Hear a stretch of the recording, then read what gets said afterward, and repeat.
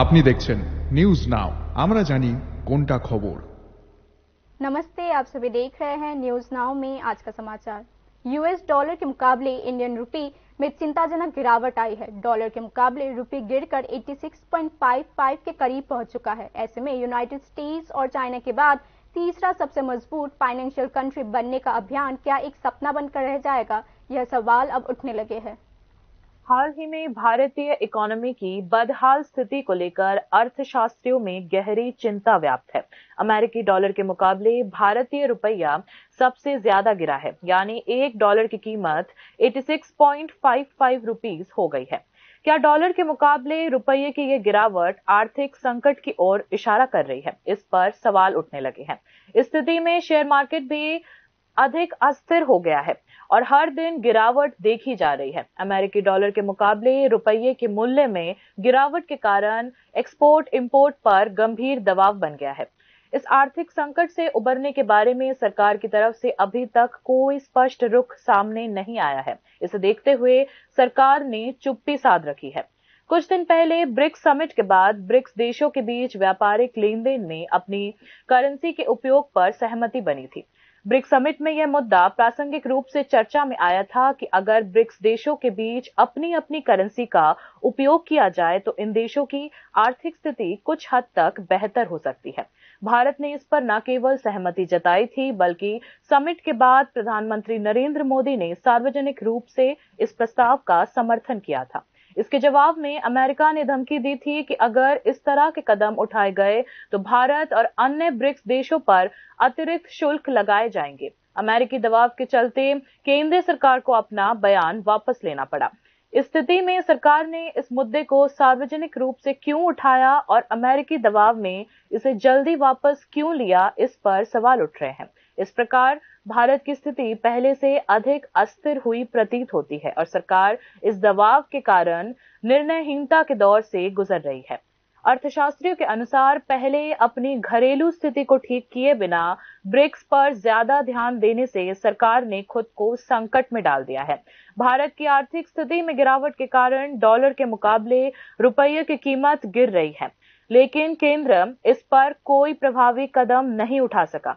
साथ ही जीडीपी की गिरावट पर भी रुपये की गिरावट का असर पड़ा है, लेकिन सरकार इस मामले में कोई भी ठोस कदम नहीं उठा रही है, ऐसा अर्थशास्त्रियों का मानना है। हालांकि कॉर्पोरेट सेक्टर का विकास हुआ है, लेकिन भारत की अधिकांश जनसंख्या फाइनेंशियल क्राइसिस से जूझ रही है। इसका असर जीडीपी पर भी पड़ा है। इससे निपटने के लिए सरकार ने कोई कदम नहीं उठाया, जबकि विशेषज्ञों का मानना है कि आम जनता को वित्तीय रूप से मजबूत करने के लिए ठोस कदम उठाए जाने चाहिए। जब वर्ल्ड इकोनॉमी का संचालन मार्केट इकोनॉमी द्वारा किया जा रहा था, तब विनिमय दर एक महत्वपूर्ण पहलू बन गई है। भारतीय रिजर्व बैंक के आंकड़ों के अनुसार फॉरेन एक्सचेंज रिजर्व्स पिछले कुछ दशकों में इतनी गिरावट आई है कि ये देश की आर्थिक व्यवस्था को खतरे में डाल सकता है। किसी भी देश के फॉरेन एक्सचेंज रिजर्व्स को उसकी आर्थिक स्थिति का एक अहम संकेतक माना जाता है। जिस देश का फॉरेन एक्सचेंज रिजर्व्स अधिक होता है, वह आर्थिक रूप से मजबूत होता है। एक तरफ जहां देश के अधिकांश नागरिकों को नकद की किल्लत का सामना करना पड़ रहा है, वहीं दूसरी तरफ फॉरेन एक्सचेंज रिजर्व्स की कमी, जीडीपी की गिरावट, महंगाई आदि मिलकर ऐसी स्थिति उत्पन्न कर रहे हैं जिससे बाहर निकलना बहुत कठिन हो सकता है, ऐसा आर्थिक विशेषज्ञों का मानना है। ऐसे में $3 ट्रिलियन की अर्थव्यवस्था बनने और भारत को अमेरिका और चीन के बाद तीसरी सबसे बड़ी आर्थिक शक्ति बनाने का प्रचार क्या महज एक हवाई कहानी है? इस पर भी सवाल उठ रहे हैं। Bureau report, news now. Delhi विधानसभा चुनाव के लिए बीजेपी ने अपना मैनिफेस्टो जारी कर दिया है। इसी बीच अरविंद केजरीवाल ने आरोप लगाया कि बीजेपी आपकी गारंटी के आधार पर चुनाव लड़ना चाहती है। दिल्ली विधानसभा चुनाव से पहले बीजेपी के घोषणा पत्र में बड़ा ऐलान। शुक्रवार को पार्टी का संकल्प पत्र या चुनावी घोषणा पत्र बीजेपी के राष्ट्रीय अध्यक्ष जगत प्रकाश नड्डा ने जारी किया। घोषणा पत्र में कई वादे किए गए हैं। बीजेपी के चुनावी घोषणा पत्र में महिलाओं के लिए कई घोषणाएं की गई हैं। पार्टी का कहना है कि अगर वे सत्ता में आए तो इन सभी वादों को पूरा किया जाएगा। अगर बीजेपी सत्ता में आए तो दिल्ली में महिला समृद्धि योजना के तहत महिलाओं को हर महीने 2500 रुपये दिए जाएंगे। गर्भवती महिलाओं को 21,000 रुपये दिए जाएंगे। दिल्ली की गरीब महिलाओं को गैस सिलेंडर पर 500 रुपये की छूट दी जाएगी।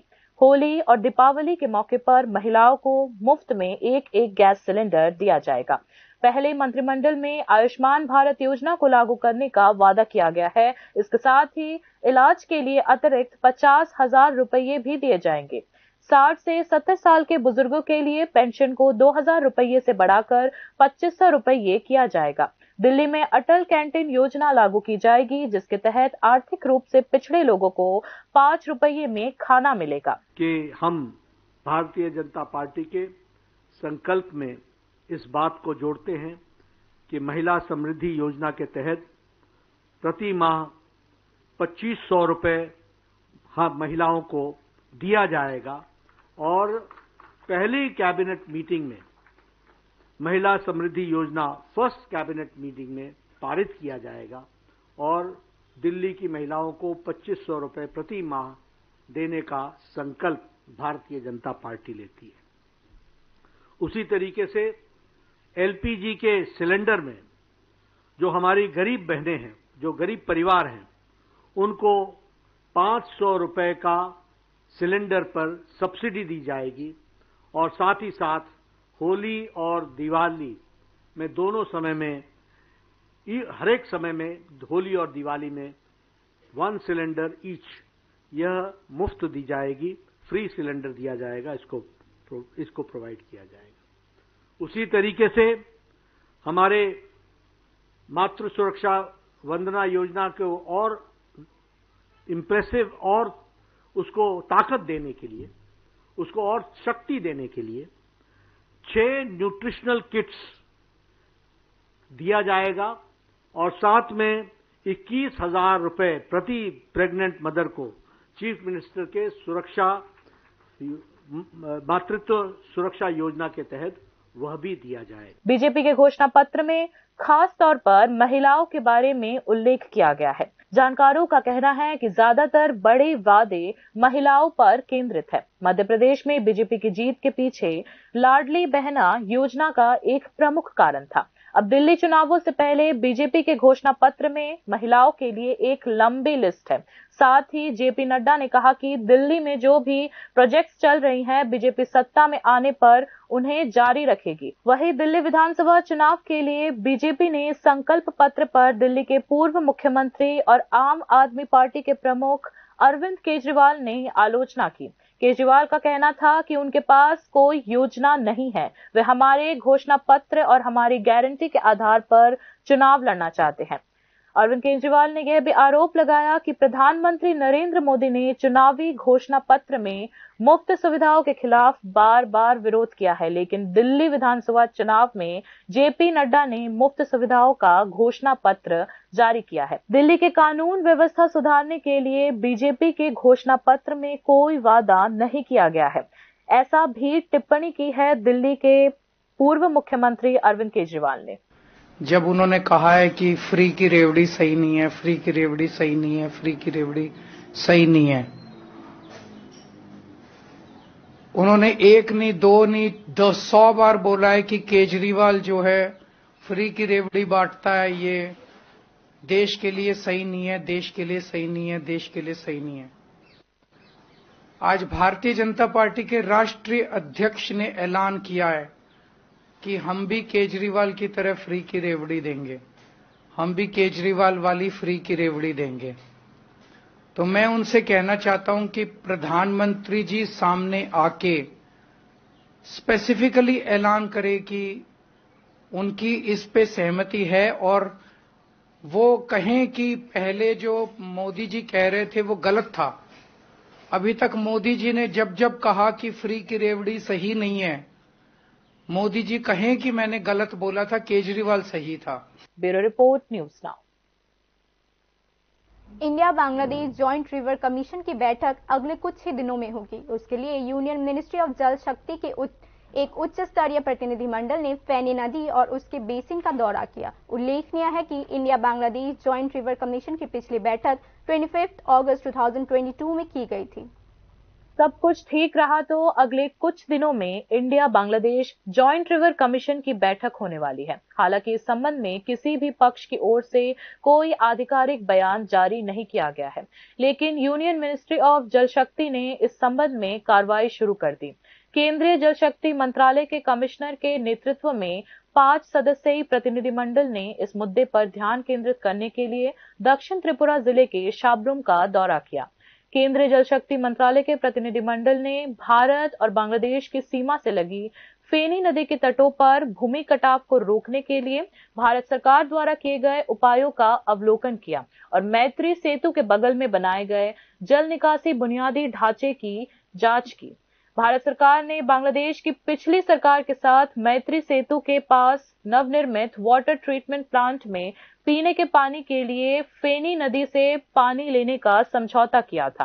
केंद्रीय प्रतिनिधिमंडल ने मैत्री सेतु से सटे गांगफिरा क्षेत्र के कंटीले तार वाले गेट के माध्यम से फेनी नदी के तट में प्रवेश किया और जमीन पर वास्तविक स्थिति का अवलोकन किया। उल्लेखनीय है कि जेआरसी की 1972 से 2010 तक यानी कि 38 सालों में 37 मीटिंग्स हो चुकी हैं। फिर एक लंबा अंतराल रहा। किसी न किसी कारण से भारत और बांग्लादेश 12 वर्षों से जेआरसी बैठक में नहीं बैठे हैं। अंततः Bharat Bangladesh joint river commission की 38वीं मीटिंग आखिरी बार 23 से 25 अगस्त 2022 को आयोजित की गई। तत्कालीन प्रधानमंत्री शेख हसीना के नेतृत्व वाली बांग्लादेश सरकार equitable river water distribution, basin management, siltation and flood control, नदी और उसके पानी के प्रवाह को बनाए रखने, नदी के किनारों के रखरखाव आदि महत्वपूर्ण मुद्दों पर सहमत हुई। तत्कालीन प्रधानमंत्री शेख हसीना ने त्रिपुरा में शाबरूम शहरवासियों के पीने के लिए फेनी नदी से 1.82 क्यूसेक पानी उठाने के भारत सरकार के विशेष अनुरोध का जवाब दिया। फेनी की तरह हावड़ा और ढलाई नदियां त्रिपुरा से बांग्लादेश में प्रवेश करती है। बांग्लादेश में आकर हावड़ा तितास नदी से मिलती है, ढलाई मोनू में मिलती है।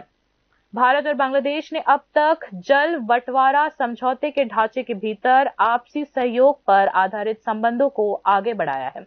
हालांकि इस वक्त जॉइंट रिवर कमीशन की बैठक में बांग्लादेश की सियासी सियासत में बदलाव के असर को लेकर अटकलें तेज हैं। Bureau report, news now. मुख्यमंत्री डॉक्टर मानिक शाह ने सुझाव दिया कि पुलिस वीक के अवसर पर आयोजित पुलिस पर्सनल और उनके परिवारों की पेंटिंग की प्रदर्शनी अगले वर्ष से हापानिया इंटरनेशनल फेयर कॉम्प्लेक्स में आयोजित की जाए। शुक्रवार को मुख्यमंत्री डॉक्टर मानिक शाह ने पुलिस सप्ताह 2025 के अवसर पर आयोजित कला प्रदर्शनी का उद्घाटन किया। रविंद्र भवन में आयोजित इस प्रदर्शनी का उद्घाटन करते हुए मुख्यमंत्री डॉक्टर मानिक शाह ने कहा कि मानवता के लिए पुलिस के प्रति आम लोगों की धारणा बदलनी चाहिए।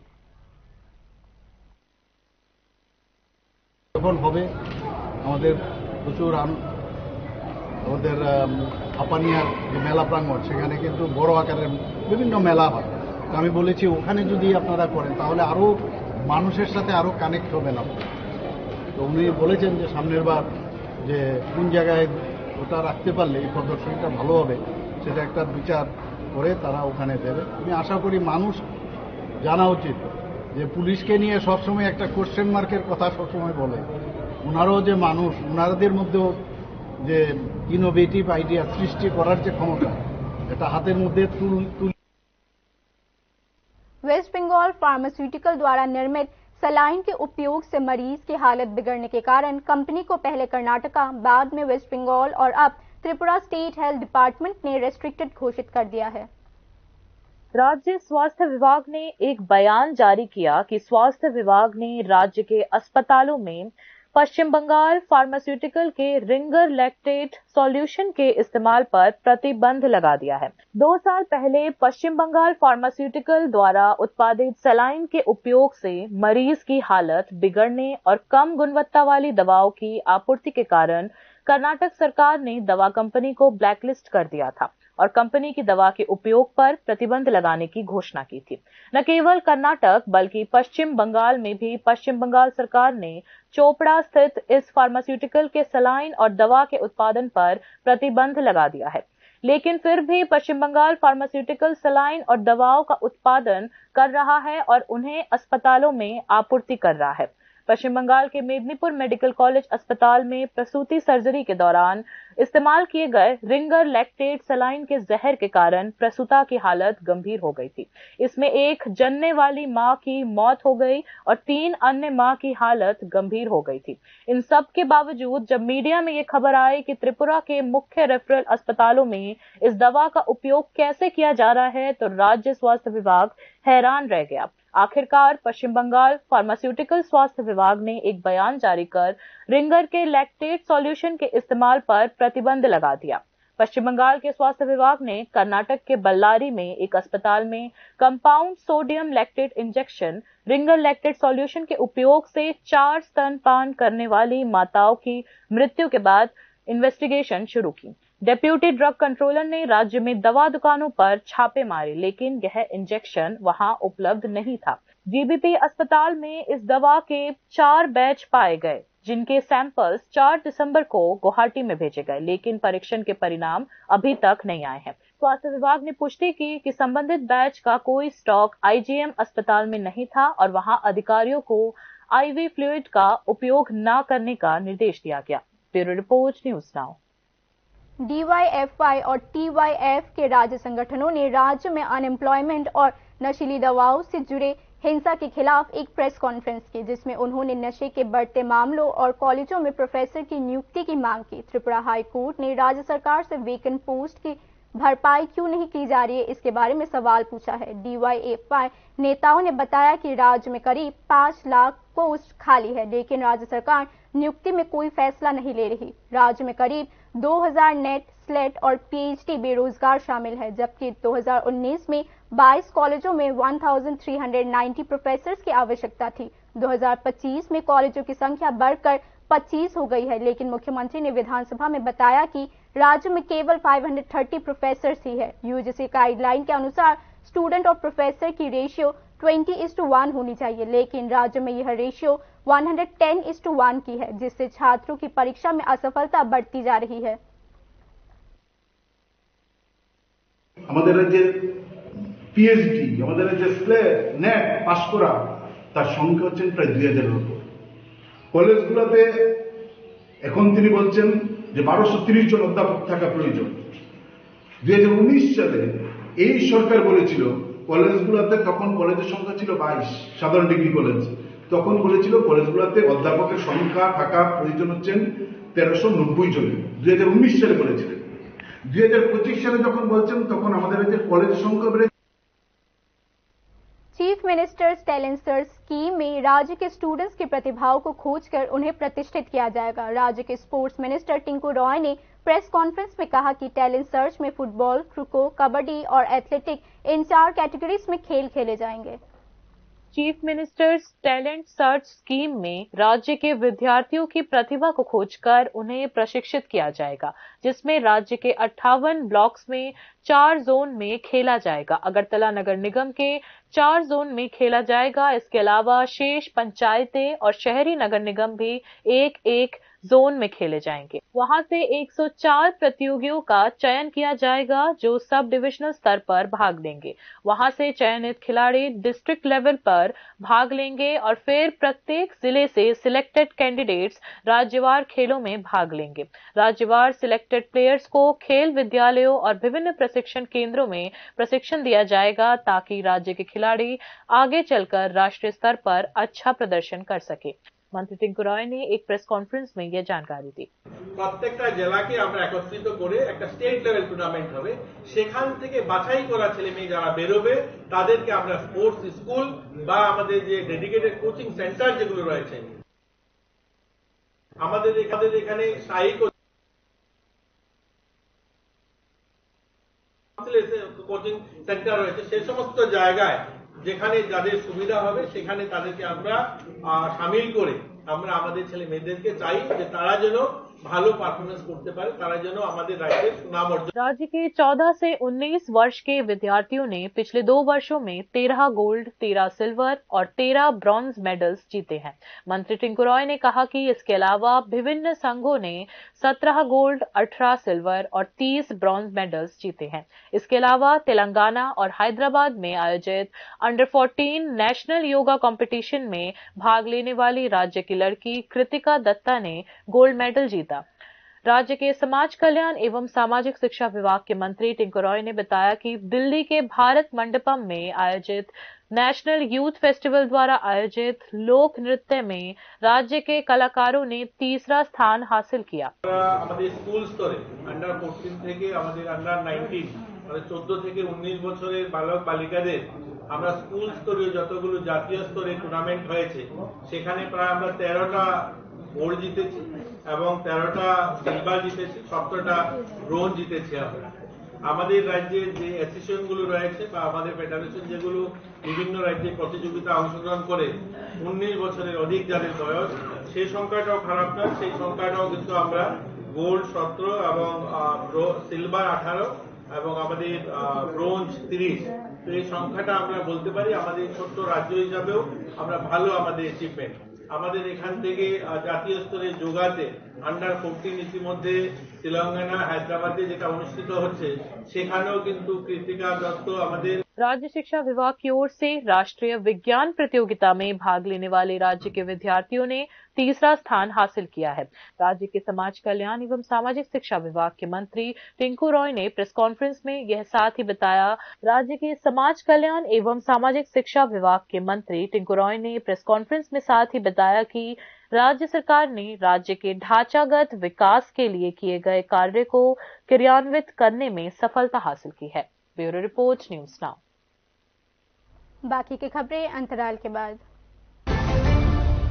আপনি দেখছেন নিউজ নাও, আমরা জানি কোনটা খবর।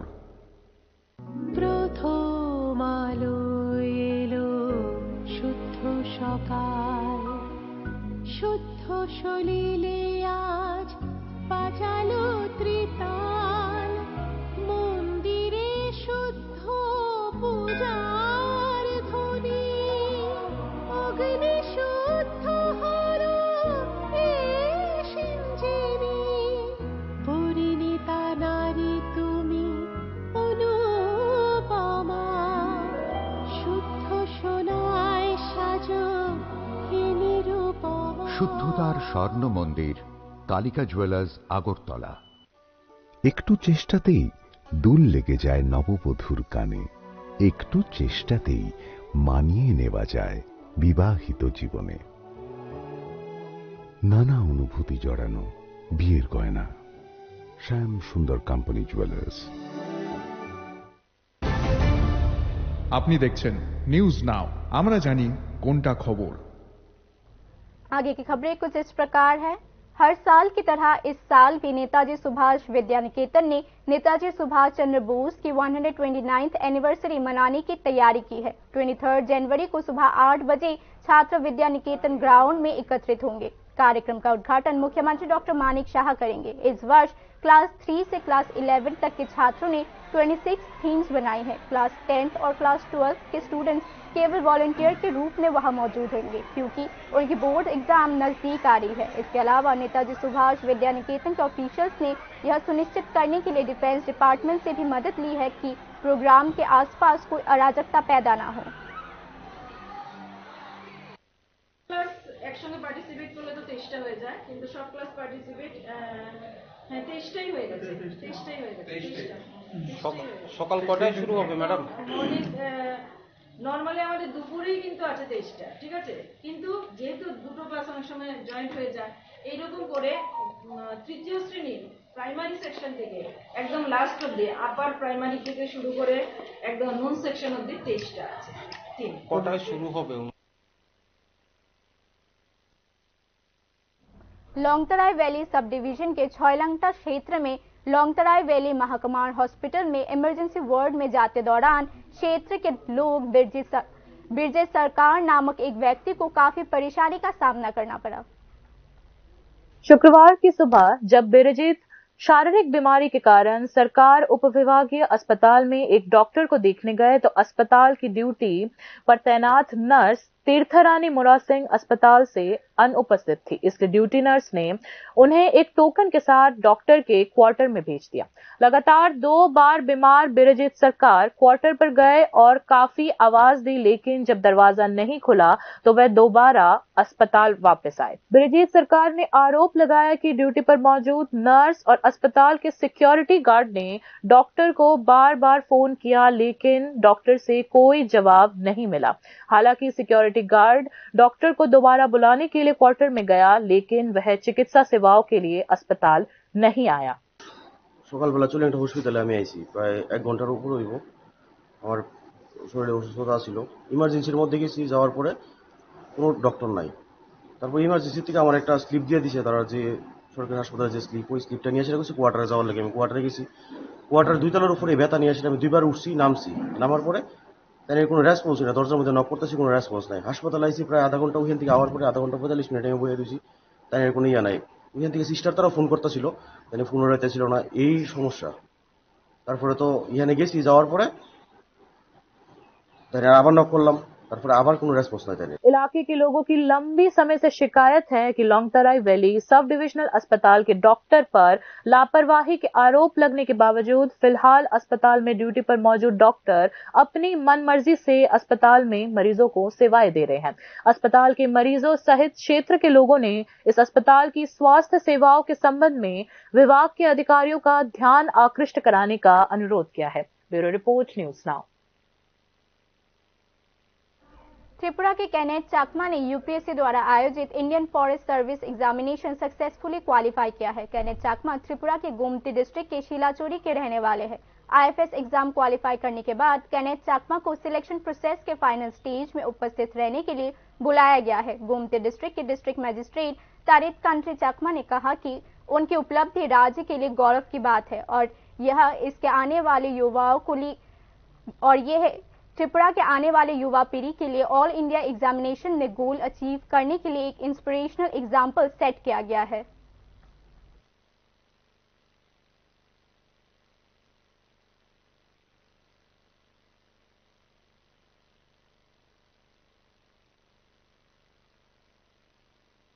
साउथ त्रिपुरा में उदयपुर माताबाड़ी से सुनामुड़ा श्रीरामपुर चेक पॉइंट तक सड़क निर्माण से लोग नाराज है। स्थानीय निवासियों ने क्वालिटी स्टैंडर्ड को बनाए रखते हुए सड़क निर्माण का अपील भी किया है।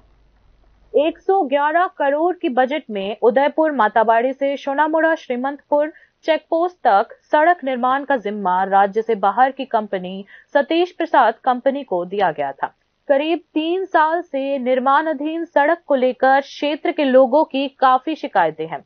कभी सड़क के किनारों की दीवारों के निर्माण में अनियमितता, कभी दीवारों में दरारें पड़ना और कुछ ही दिनों में ढह जाना, कभी काम की धीमी गति तो कभी कारपेंटिंग में धांधली आदि को लेकर निर्माण कंपनी के खिलाफ चौतरफा शिकायतें आती रहती हैं। वर्तमान में सोनामुड़ा सॉलिडेरिटी ब्रिज के दक्षिण की ओर से रविंद्रनगर शांतिपल्ली तक ढलाई का काम चल रहा है। इस संबंध में क्षेत्रवासियों ने कार्य की गुणवत्ता में अनियमितता की शिकायत की है। उनकी शिकायत है कि ढलाई का काम जैसे तैसे रात में किसी तरह निपटाया जाता है। बीती रात भी उस इलाके में पिच ढलाई का काम चल रहा था, लेकिन सुबह में 2-4 गाड़ियों के बाद पिच और पत्थर धीरे धीरे सड़क से बाहर गिर पड़े। कल के रात प्राय 11টার গত পরশুদিন রাত্রেবেলা রাত্র 11টার পরে করা হয়েছে। তাহলে আপনাদের অভিযোগ হইতেছে রাত্রেবেলা কাজ করতেছে যে তার লেগে এরকম হইতেছে না? হ্যাঁ, রাত্রেবেলা যদি কাজ করে যাতে তারা ডুপ্লিকেট করিয়া যাইবই, আর দিনের বেলা যদি করে তাহলে মানুষের কেউ না কেউ চৌকে পড়বো, ডুপ্লিকেট কাজটা করতে পারতো না। क्षेत्रवासी ढलाई के बाद सड़क से पत्थर इकट्ठा कर शिकायत कर रहे हैं। उनका दावा है कि भले ही सरकार ने समग्र विकास के लिए सड़क को बनाने का बीड़ा उठाया है, लेकिन तरह तरह की हेराफेरी के कारण काम की गुणवत्ता बरकरार नहीं रखी जा रही है। इसलिए अगर गुणवत्ता बरकरार रखते हुए सड़क का पुनः निर्माण नहीं किया गया तो स्थानीय निवासियों ने पत्रकारों से कहा कि वे आने वाले दिनों में सड़क जाम करने को मजबूर होंगे। এইভাবে ডুপ্লিকেট কাজটা করছে, এটা যাতে উড়াইয়া সুন্দরভাবে যাতে করিয়া দেয়। এই রাস্তাটা কোনখান থেকে কোনখানে গেছে? আর নতবা আমরা এখান থেকে ব্রিজের মাথা থেকে 0 পয়েন্ট পর্যন্ত এই রাস্তা নাকি ধার্য করা আছে, এটা করার না, এইটা যদি না হয় আমরা কিন্তু রাস্তা অবরোধ করতে বাধ্য হব। सड़क की इस खराब हालत के कारण लगभग हर दिन दुर्घटनाएं हो रही हैं। इसलिए सड़क से यात्रा करने वाले क्षेत्र के ड्राइवर्स और निवासी सड़क के निर्माण में अनियमितताओं को रोकने के लिए तत्पर रहते हैं। सरकार से कार्रवाई की अपील की जा रही है। Bureau report, news now. राज्य के 2 टीपीएस ऑफिशियल को आईपीएस डेजिग्नेशन दिया गया है। केंद्रीय गृह मंत्रालय ने यह बात एक बयान में कही। त्रिपुरा में 2 राज्य अधिकारियों को टीपीएस से आईपीएस में अपग्रेड किया गया है। वह है अपन जमातिया और अमरजीत देबर्मा। इन दोनों ऑफिशियल्स को सीनियरिटी और एफिशिएंसी के आधार पर प्रमोट किया गया है।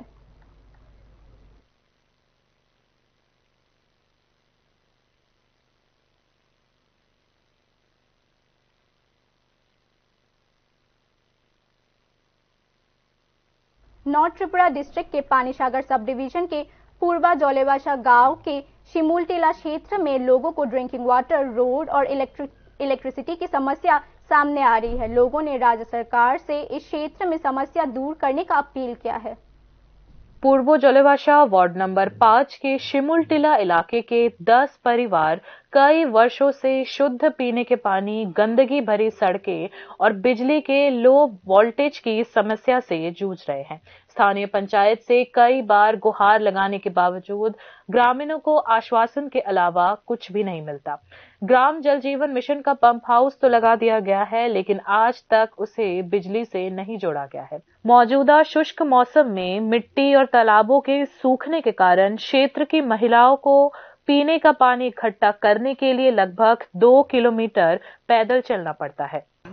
আমরা এখানে আজ 2 বছর 2.5 বছর হয়ে যার এখানে জলের পাম্প আছে কিন্তু জল উঠে না। আমরা এই শিমুলটিলার মধ্যে জলের সমস্যা লাগে আর কি, খুব সরকারের কাছে কাগতি মিনতি করি, একবার করে 2-3 বার পাওয়া হয়েছে। এটা টাঙ্গানি মাত্র সার জল 1 ফুটা আজ পর্যন্ত থেকে আয় না। অতটুকু মানে সরকারের কাছে আবেদন, আমরা এটা যদি জল আয়, এরপরে এই রাস্তাঘাটের সমস্যা, কারেন্টের বিল ঠিকই দেওয়া হয় কিন্তু কারেন্টের ভোল্টেজ থাকে না, একটা মোটর চললে আরেকটা মোটর চলে না। জলের মানে সমস্যা কি সমস্যা, फिर रास्ता-घाटेर। क्षेत्र की पक्की सड़कों पर मिट्टी का ढेर जमा होने से सड़क पर गाड़ी और बाइक का चलना काफी मुश्किल हो गया है। इलाके के लोगों को बीमार मरीजों को अस्पताल ले जाने में भी काफी दिक्कतों का सामना करना पड़ रहा है।